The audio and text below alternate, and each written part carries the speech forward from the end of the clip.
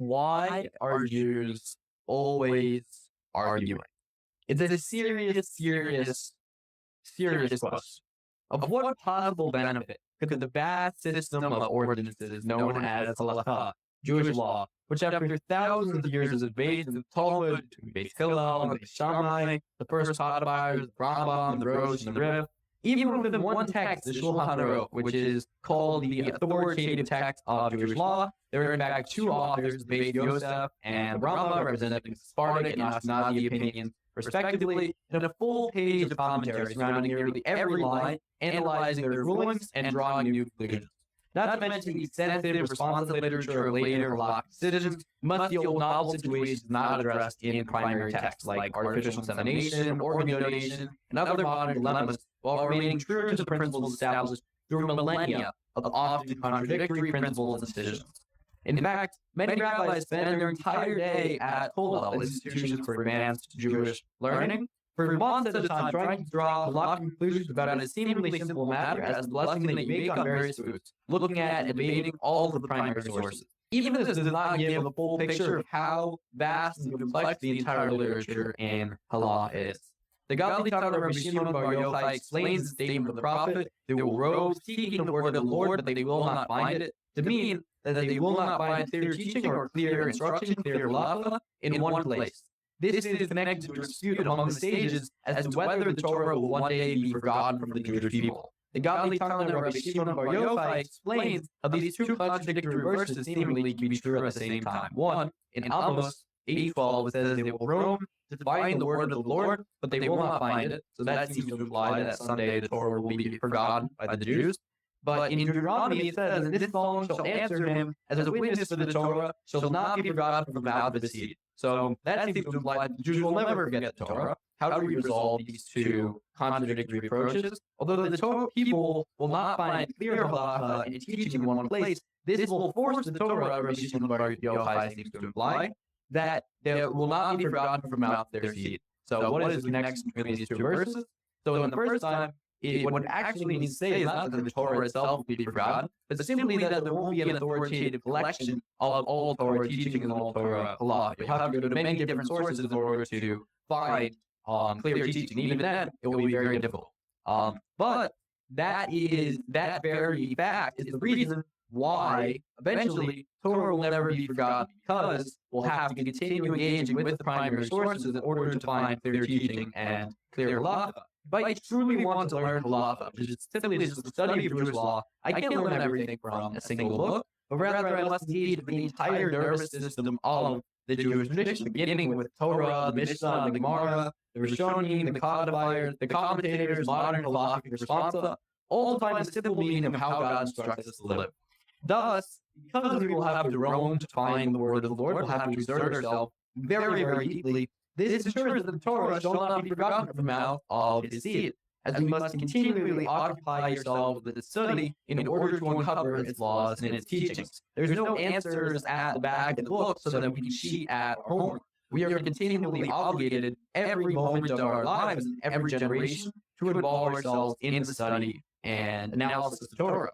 Because scholars in every generation must continually occupy themselves with the study of the Talmud and codifiers in order to apply the words of the living God to our lives. As Rav Lichtenstein says about studying the oral law, he says it is the arena within which raw material is analyzed and molded, within which bare bones are fleshed out, information transmuted into knowledge. The student is actively engaged in an intellectual enterprise, both analytic and synthetic. It is to enter a pulsating base midrash, a house of studied with live protagonists, to be caught up initially as witness and subsequently as participant in a drama of contrapuntal change and response. Learning Torah is not perceived as a purely intellectual pursuit. It constitutes rather a dialogical encounter with the master of the universe. Like, wow, what an incredible statement. Rabbi Nachman of Breslov writes, a person is only called scholar when he is versed in oral law.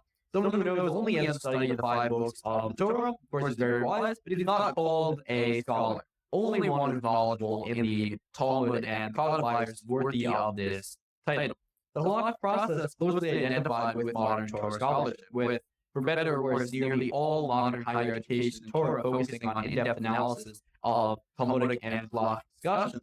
Why is this? Why do we focus so much on Talmud and halacha? Those not acquainted with Judaism may imagine that students in the halls of yeshivas and kollels spend their days learning mystical commentaries on the stories of Torah, with the seemingly arcane world of halacha relegated to academic scholarship. Yet it remains the main religious vocation of many, many Jews, literally tens or hundreds of thousands of Jews throughout the world. Their main task and purpose in life, their main religious vocation, is the study of the Talmud and the codifiers. How could this be? According to recent surveys, the overwhelming majority of yeshiva high school students in Israel dislike learning Gemara. In 1989, Hebrew University professor Mordecai Bar-Lev published a groundbreaking and heartbreaking study of the subject. Asked to rank their subjects of study in order of preference, many respondents put the Talmud at or near the bottom, while 44% said it was, quote, boring. Many of those who study the Talmudic codifiers do so with loathing for the seemingly dry academic nature of the text. After all, it's written in Aramaic, there are no vowels or punctuation marks, and it's all but indecipherable without years of training. So I'll get you a page so I can show you. This is a page of Gemara. I believe this is the 4th chapter of the book Brachos, which is about the laws of blessings. You can see it's all written in a combination of Hebrew and Aramaic. There's commentaries on every side. There's commentaries outside the commentaries giving you additional information. And it's very, very difficult to parse for anyone who's not thoroughly acquainted with the subject itself. Rav Shrager, one of the greatest thinkers in the modern religious science community in Israel, writes that the many students who finish their religious high school education and go on to learn in yeshiva do not come actually to study Gemara. They don't want to see this, however beautiful it is. But what they want is high school rabbis attract many of their students to want to go to yeshiva by convincing them that in yeshiva, a person will strengthen one's faith, will find answers to one's religious doubts, and develop one's personality. But what is the actual reality? What actually goes on is that in yeshiva, a person must spend most of one's time and effort involved in the exhaustive debates of the Gemara. And thus, we're forced to ask ourselves, is there any connection between the spiritual desires of the students and what they actually end up studying in yeshiva? What possible justification could there be for this apparent public tragedy in Torah education?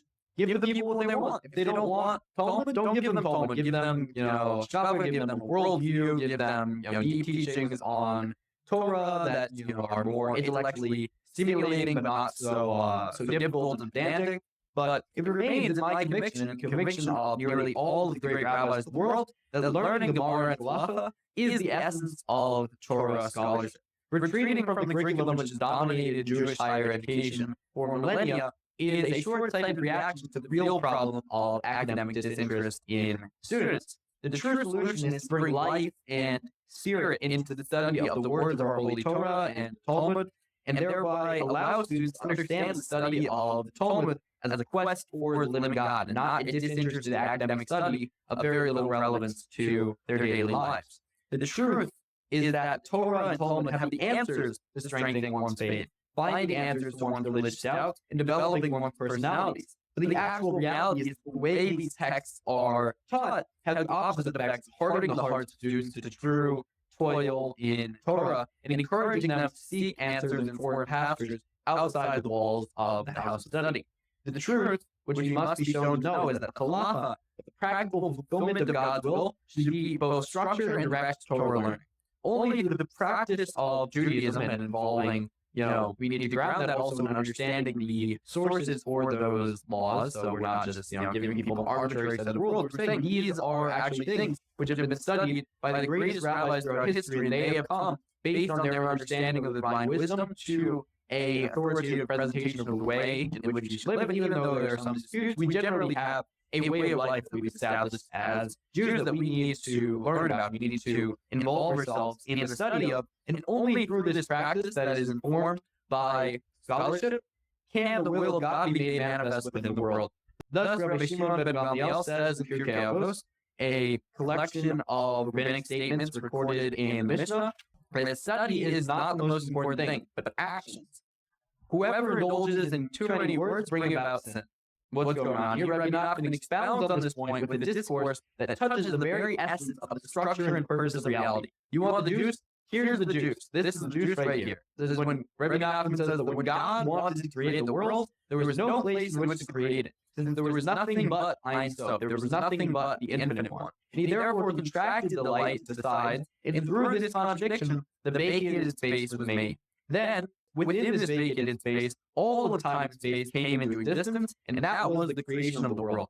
This vacated space was necessary for the creation of the world, since without the vacated space, there would have been no place in which to create the world. So we have to have a space which is paradoxically both devoid of godliness and, also is imbued with God's presence. And he says, yet understanding this contradiction that resulted in the formation of the vacated space, which God has drawn his presence from, will be possible only in the future, since it is necessary to say two contradictory things about it, both existence and non-existence.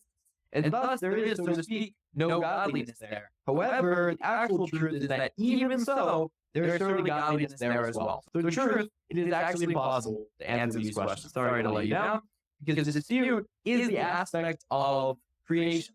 Without this fundamental paradox, that tension that lies at the heart of existence, it would be impossible to understand anything whatsoever. This is because without it, there would have been nothing but Ein Sof, nothing but the infinite light, which no place in the creation of the world as explained above. The truth, the same is true of the aspect of dispute. If all of the Torah scholars were one in their views and were in complete agreement with one another, there would be no place for the world's creation, because their oneness would reflect the unity of the Ein Sof, and there would be no place in which a separate creation could exist. However, as a result of their dispute and their separating from one another, with each of them withdrawing to a different side, the aspect of the vacated space is made between them, and within that space is means with which the world is created by means of the spoken word. This is because whatever each one of them says is only for the sake of creating the world. So even though they're disputing with one another, they both have the same goal, which is to carry out this task of creation through speech, because we believe that developing the Torah is in a certain sense analogous to the actual creation of the world, which they bring about within the vacated space that is between them. So Rabbi Nachman then expounds on teaching in Pirkei Avot, which says the main thing is not expounding, but practice. Whoever speaks too much brings about sin. Because for the main thing in all these expounding alone is nothing but the practice, that through their words they should make and create the world. They want us to actually draw the light of God down into the world through our practicing their words. They don't just want to study for its own sake. It's not these disputes that are for academic interest, but they actually want to know, how do we fulfill our role in reality? The main thing is not the expounding, but it is the practice, it's actions. The world of halacha comes into being through the vacated space brought about through the disputes of scholars. Meir, who lived in Spain in the 13th century, explains the idea of holy dispute between scholars in this way. Hillel and Shammai, who were the two schools of thought within the Talmud that had basically different positions on every single idea in halacha, argued out of a desire to discover the truth, not out of drunkenness or just for the sake of winning an argument. This type of argument, the kind that precipitates between God-fearing scholars of Torah, and doesn't result in strife, but in affection between the disputing parties. They both know we're involved in the same task of halakhic scholarship. It's called the machloket shamayim, argument for the sake of heaven. And it's nothing like the common form of argument among ordinary people that results in strife and one-upmanship and so forth. That's called an argument not for the sake of heaven. So the halakhic process, which is not involved, it's not a serious bottom line. There's, however many times people have tried, there's no final book of halacha that you can see that is all of the opinions brought down in one source. But there's no, as Rabbi Shimon bar Yochai said, and he prophesied basically, he said that there will come a time where we won't have clear teaching, clear halacha all in one place. There are many different opinions and perspectives that all have to be taken into account when rendering a halachic decision. So there's not a final ruling, so to speak, or a clear halacha or clear law, but rather there's millennia of disputes among scholars, which teaches us how to live within this basic contradiction in life. That even though we need to follow this halacha to the letter, we are obligated in it. It is unclear, and we can't, come to the same opinion about it. The world exists within empty space. It exists within contradiction. There is unsolvable contradiction at the heart of existence. Differences of opinion are wholly and necessary part not only of Torah scholarship, but reality itself. halacha isn't just a system of legal opinions and interpretations. It's also a means by which we mirror God's very creation of the cosmos. And so here's the question. Would we even want clear teaching and clear halacha in one place? It would be a world of infinite light, but no reality. To have the reality, you have to exist in the basic contradiction of nothingness. When Maimonides declared his mission of Torah to be the final compendium of Jewish law, and the Rabbis attacked such a notion, they said that there was no way you could have a final compilation of Jewish law. You're not even citing your sources. So we can't know whether your reason is foolproof. And furthermore, we don't even know if we should have this series of bottom lines. But the idea that I'm trying to teach is that they were both fulfilling an important part in creation. They were both pure tzaddikim. They were both completely righteous people. And even though they had this disagreement, they were both serving a different part. What do I mean by that?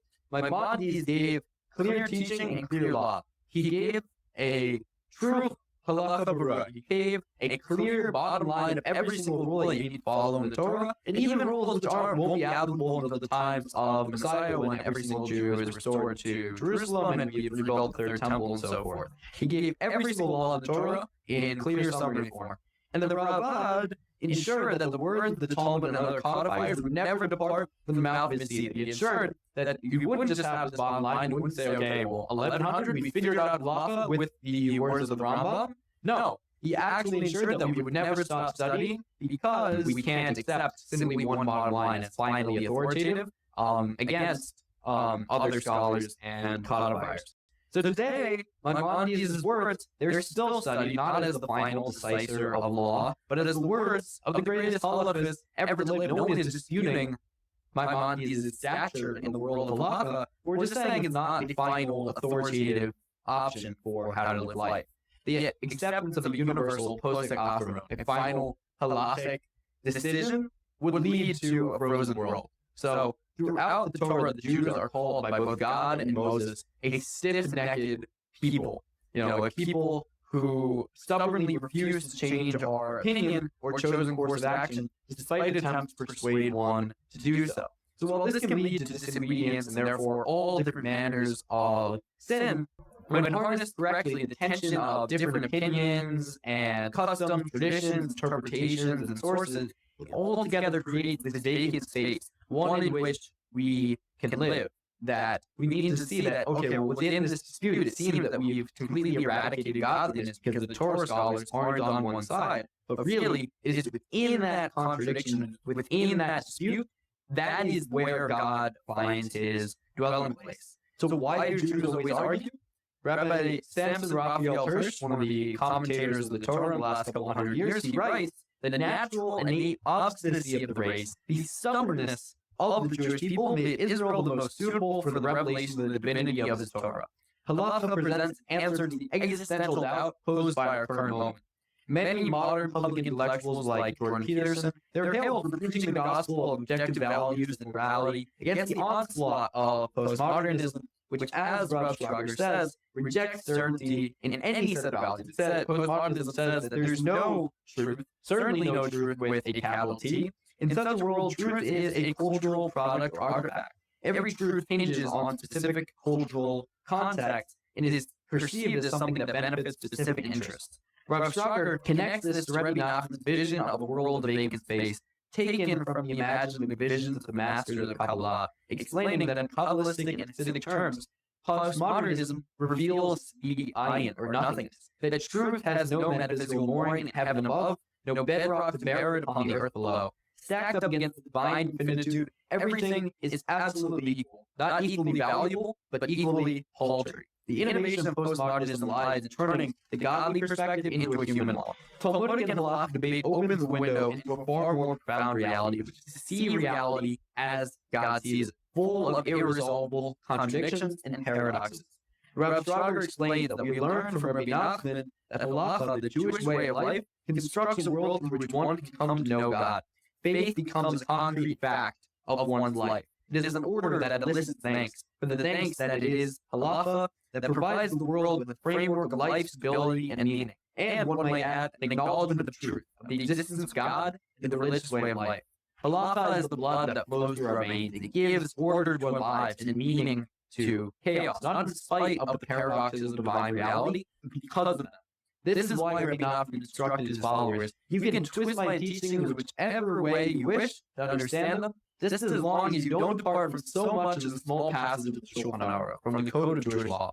So at first glance, this actually seems to be quite hard to understand because very few communities actually accept the Shulchan Aruch as it is written. The Sephardic community, which it consists of Jews from Spain and other areas in the Middle East, a lot of them do accept the Shulchan Aruch, especially the Sephardic community in Israel, as finally authoritative. But even then, it's still subject to the further interpretation and philosophical opinions that develop. And certainly among Ashkenazic Jews from Eastern Europe, first we have the glosses of the Ramah, which were put on top of the Shulchan Aruch, which notes places in which Ashkenazic practice differs. And then there are the later commentators, which Rebbe Nachman himself was known to study. He studied the Magen Avraham, the Taz, the Shaf, and all different codifiers who all brought down different perspectives on halakha. And all of this is part of the Shulchan Aruch. It's not just the original text, but also the glosses of the Rama and all the commentaries that developed outside of it.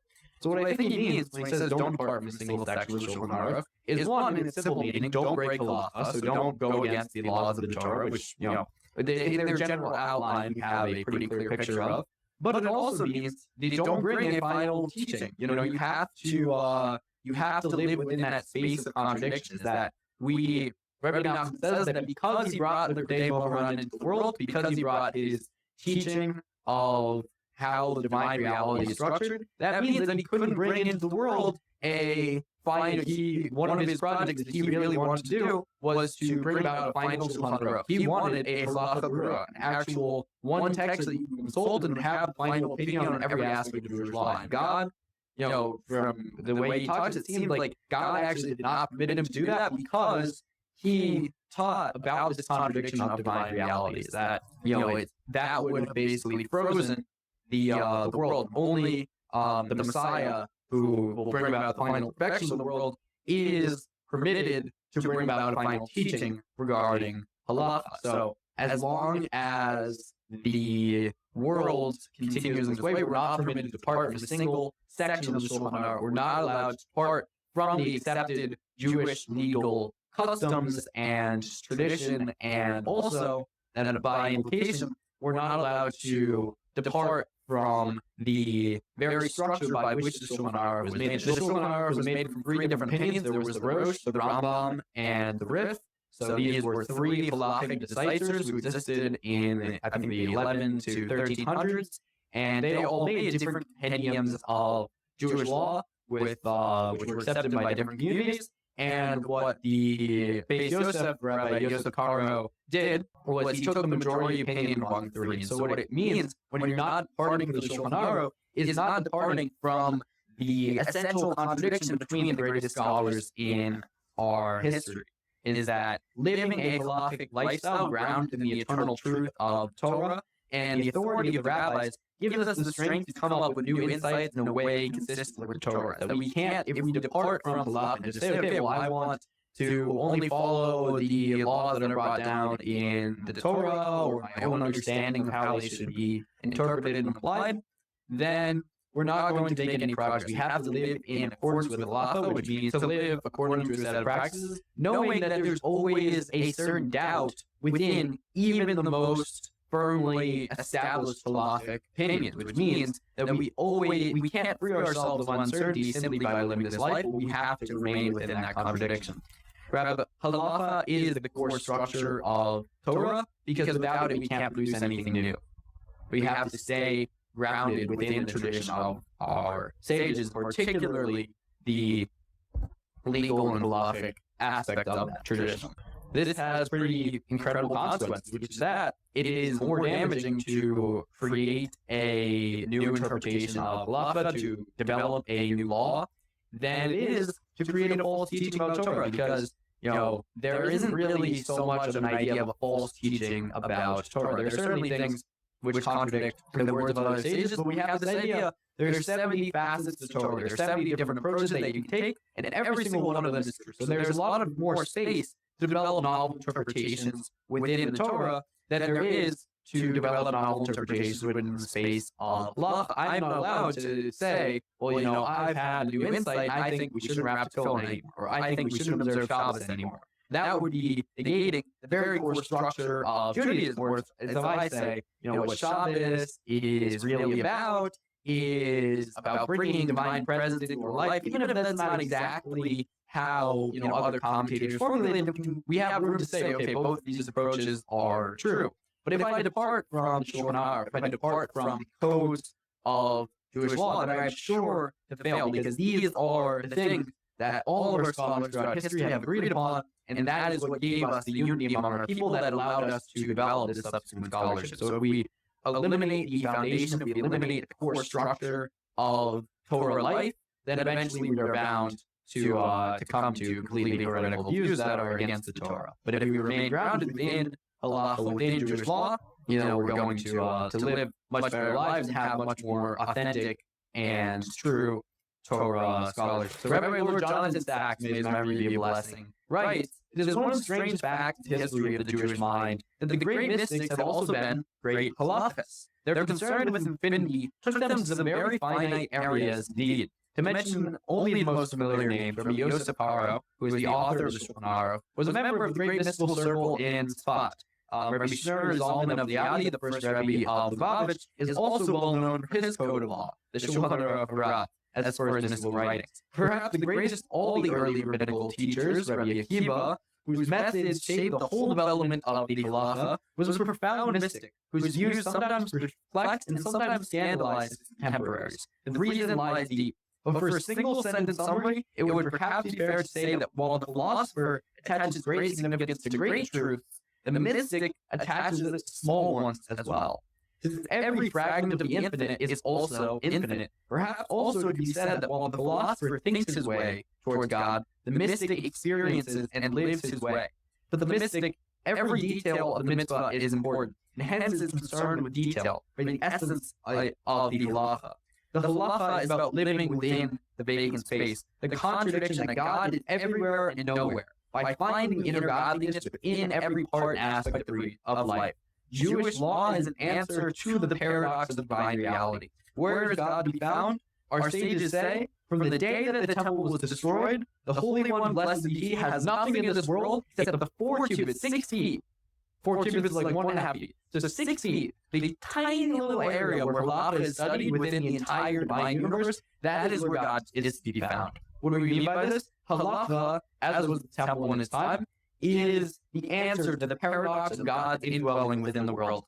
Halacha resolves the contradiction pointed out by Rabbi Nachman and the masters of Kabbalah before him, that there is, so to speak, no godliness there in the world. However, the actual truth is that even so, there is surely godliness there as well. There is godliness in the world when we elevate its physical nature to be instruments of God's will. When candles become Shabbos candles, when money becomes charity for the poor, when the air we breathe becomes vital energy with which to serve God, the earth becomes God's possession once more. King Solomon in the book of Koheles writes, the end of the entire matter, everything having been heard, fear God and keep His commandments, for this is the entire man. Rashi comments, because for this matter, the entire man was created. The entire purpose of man's creation is so that he will fear God and he will keep the halacha. The Alter Rebbe, the first leader of the Chabad Hasidic movement, writes, man's faith in the unity of God fulfills this goal. For when God's unity is revealed in the minds and hearts of men, the world becomes an abode for God. He is revealed there just as one reveals himself completely in his home. The end of the matter, everything having been heard, as we learned from Kohelet, is to fear God and keep His commandments, for this is the entire man. As it says in the Torah portion of Akev, it will be because of your listening to these ordinances and your observing and performing them that Hashem your God will safeguard for you the covenant and the kindness that He swore to your forefathers. Rashi comments based on this verse that if the seemingly light commandments that a person tramples with his heels, meaning he doesn't take nearly seriously enough, steps over them, you shall listen to them. Then Hashem God will safeguard for you the covenant. Here again we see the same message. God is to be found within the 4 cubits of halacha, within the light commandments, the ones that people overlook, the details of existence. God is to be found there. The details of everyday life can be made to sanctify God. How can our small actions have such a large effect that the entire covenant is dependent on the actions that a person usually tramples with his heels so that you can easily overlook, you can just step right on and never see them again. This principle is proven mathematically in Rabbi Nachman's story, the melancholy saint. When lines extend from a central point, the closer they are to the point, the closer they are to each other. The further they extend from the point, the further such lines get from each other. Therefore, when the lines are very far from the point, they are also very far from each other. This is true even though near the central point, they are extremely close to each other. If one imagined lines drawn from the earth to the upper spheres, one would see that even if one moved a hair's breadth, the movement will be reflected as a motion of thousands of miles in the upper spheres. In short, we are the axle upon which the creation turns. This is true wherever God's presence is connected. The much depends on the little. All of the higher spiritual worlds depend on our actions. And when the people of Israel are embroiled with sin, God himself is called impoverished because of the relative destitution of the spiritual worlds that are dependent upon ours, which are God's possession. This is all the more certainly true when one considers the supernal universe, compared to which even the highest astronomical spheres, they're like nothing. Therefore, the distance between these extending lines in the supernal world is without measure. The movement of less than a hair's breadth, so small that only God estimated it, consists of a passage through thousands of universes and thousands of miles in the supernal world. How much more is this true when one travels a mile or more in the service of God? No eye has seen it. No one has ever been able to perceive how much good we bring to the world through even the simplest actions to serve God. The entire universe revolves around the axis of human action. This means that halacha, the study of practical action as it relates to the will of God, is an essentially mystical study. When we bring delight to God in even the smallest imaginable way, in less than a hair's breadth, we can completely and utterly transform the spiritual universe and tip the scales toward God's will and wisdom, completely healing the entire cosmos. In fact, the entire rectification of the entire universe depends on this. This is the way God designed our universe. Rabbi Nachman said, God's ways are not like those of man. When a man makes a garment, he values it most when it is brand new. As it becomes worn and damaged, its value is reduced. But God began by creating an imperfect world. As it is constantly being improved, it becomes more precious to God. In each generation, tzaddikim, truly righteous people, enhance God's work. At first, there were patriarchs, Abraham, Isaac, and Jacob, and Moses, and so forth. And all these people continue to improve the world. The world's value to God is constantly enhanced by this. In the end, Mashiach, the Messiah, will come, and the task will be completed. Then Tikkun Olam, the rectification of the universe, will be complete. Not the rectification of the human world, the rectification of the entire universe, including its supernal dimensions. So Jews always argue. Why? Because halachic scholarship and Jewish practice is an essentially creative act which fills the void of the initial creation and draws light and purity into the world, enhancing God's work. Yet, we can only parallel the creative dialectic of creation, which is at once existence and non-existence, by continually developing our understanding of Torah and Halacha. Then we will merit the complete rectification and healing of the world, and a righteous King Mashiach will finally lay clear before us clear teaching and clear Halacha, which will be our everlasting light for all time. Serve with joy, return with fire. May Hashem bless you and keep you. Bless the Shalom. Go to peace.